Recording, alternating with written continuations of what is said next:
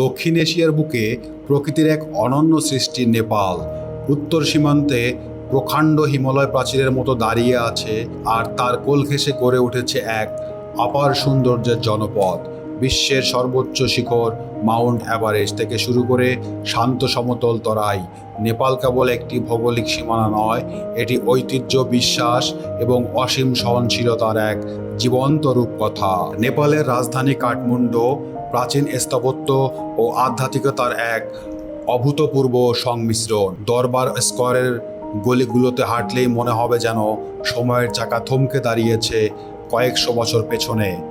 New year জনগোষ্ঠীর হাত ধরে গড়ে ওঠা এই স্থাপত্যগুলো নেপালের সমৃদ্ধ ইতিহাস ও শিল্পকলার পরিচয় বহন করে। হিন্দু ও বৌদ্ধ ধর্মের সুগভীর সম্প্রীতি নেপালের প্রাণস্পন্দন।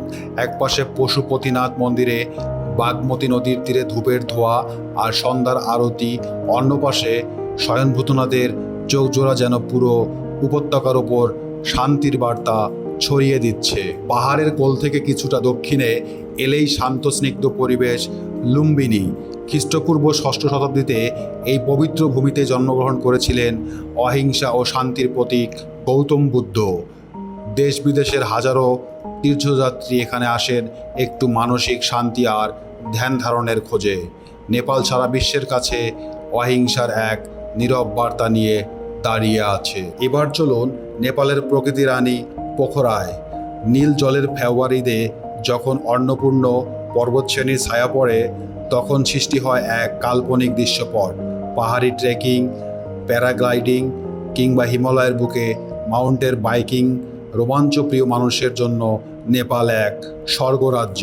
তবে নেপাল কেবল মন্দির আর পাহাড় নয়, নেপাল তার মানুষ। কঠিন ভৌগোলিক প্রতিকূলতার মাঝেও শেপা ও গুরুংদের মতো জনগোষ্ঠী পরম মমতায় টিকে আছে। হিমালয়ের দুর্গম পথে শেরপাদের সাহসিকতা বিশ্বখ্যাত। কঠিন জীবন সংগ্রামের মাঝেও অতিথির সামনে এক কাপ গরম চা আর অমলিন হাসি দিয়ে অভ্যর্থনা জানানোটাই নেপালিদের আসল সৌন্দর্য। 2015 সালের ভয়াবহ ভূমিকম্প হোক কিংবা আধুনিক যুগে নানা চ্যালেঞ্জ, নেপালে বারে বারে ঘুরে দাঁড়িয়েছে তার নিজস্ব বিশ্বাস ও আত্মশক্তির জোরে। প্রাকৃতিক বিপর্যয় কাটিয়ে উঠে তারা প্রমাণ করেছে যে তাদের ভিত্তি হিমালয়ের মতোই সুদৃঢ়।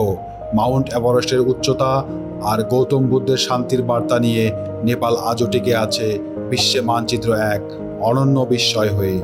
যে একবার এই দেশে পা রেখেছে, তার হৃদয়ের কিছুটা অংশ রয়ে গেছে এই পাহাড়ি স্বর্গেই।